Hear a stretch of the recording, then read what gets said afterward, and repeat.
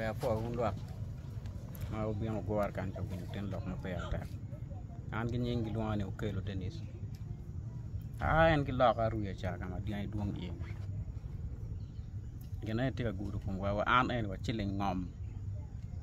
wa piar bin ma ma ka chi ya pe an to men ba na cha đọc về chả ngầm em kêu té lên mà phổi thì kiện đam kêu mò nó về đồng gang ngắt mà mẹ rồi mới chả ngầm cái đồng cái thì chả những cuốn đồng đỏ cái nhòa là loạt thì ngon cái đồng in nhòa mà tuông em cái mà cái đi quay đấy chứ cái điều vào đồng ngầm em cả mà rồi mà pa hay can em rồi cái mò cái anh quanh đồng thì quay bớt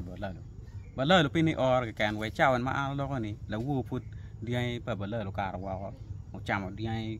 chăm một phò rồi lo cái và chèo vào nồi nó thêm vào vào phò rồi lấy ngò chỉ lo cái đó và lo lúc gần mấy cái cái tiền mà nó bị gần mà bè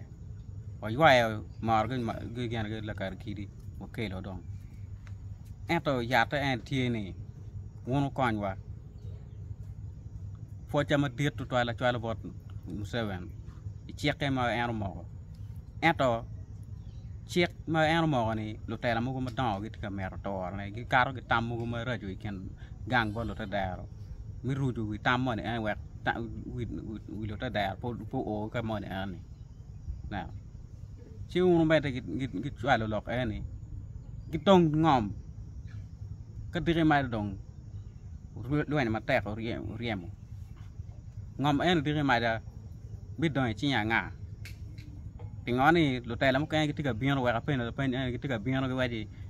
có quẹo nhàng cười lại cái riềm nhàng cười lại ngom mới trên cái mẹ rồi qua nhau ông nghe lúc đó đẹp nghe không cái tam pa an cái mà nào quẹo cái mai cái chế và lời là cái qua nhau quẹo pa ngom mọi này đâu gang mọi nó lò ngom này anh em cho nó nhiều bệt bạc quẹo pa ngom bệt tây trên cả mà ngà rồi trên phía bên cái quẹo mà chả ngom quẹo cái này nó ruồi nhau mà cái chế đồng in kia lệ quý mới chào ngầm nó cả cái quỷ đi